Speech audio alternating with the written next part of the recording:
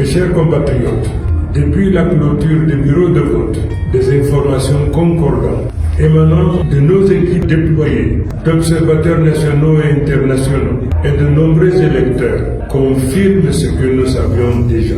Le peuple camerounais s'est massivement exprimé. Les procès-verbaux signés et publiés dans des milliers de bureaux de vote témoignent d'une volonté claire et irréfutable. Or, en quelques heures, un mécanisme de falsification des résultats s'est mis en place. Des procès-verbaux authentiques, établis et signés au sortir des urnes, sont aujourd'hui contradictoires avec des copies présentées par les services de l'ECAM au niveau départemental.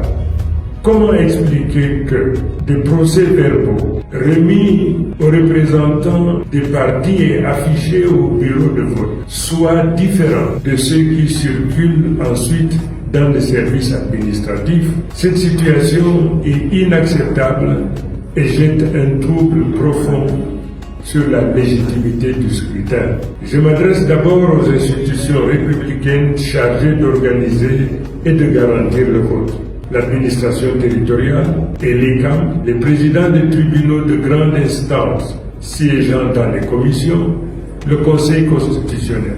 Vous avez une responsabilité historique. La confiance du peuple repose sur votre impartialité. Si des doutes pèsent sur l'intégrité d'un procès-verbal centralisateur, il est de votre devoir professionnel et civique d'en instruire immédiatement la vérification et, le cas échéant, de suspendre toute proclamation fondée sur des documents entachés de fraude.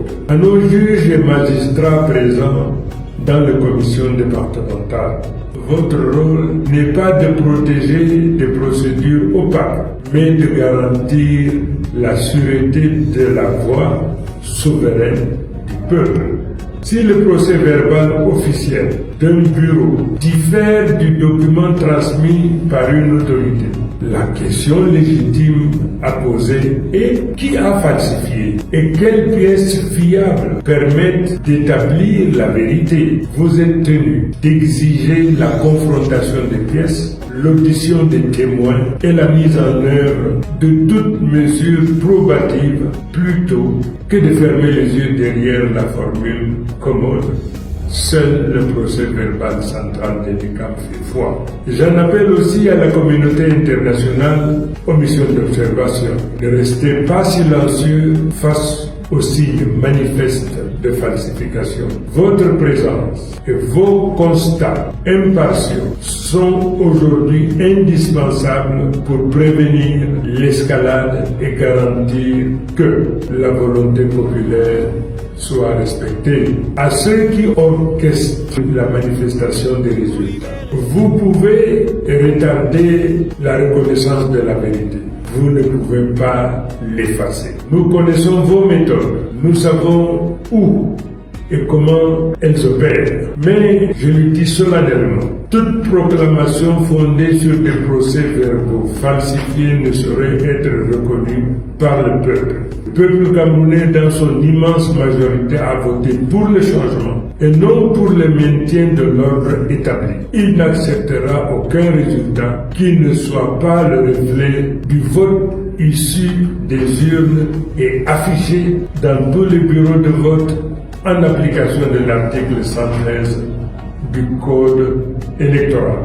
Enfin, j'invite l'ensemble des forces vives de la nation, partis politiques, société civile, églises, syndicats, médias indépendants, à se joindre à cet appel pour exiger la transparence et la loyauté du dépouillement et la proclamation des résultats. L'avenir du Cameroun se joue aujourd'hui. Que la volonté du peuple soit respectée, que la loi et la justice prévalent. Vive la République, vive le Cameroun. Clément Tangana ne s'amuse. Ce n'est pas le Wanwan, c'est le roi. Qui s'attire au moment, l'année du changement. voit la lumière briller dans nos mains, il s'attire aux mains.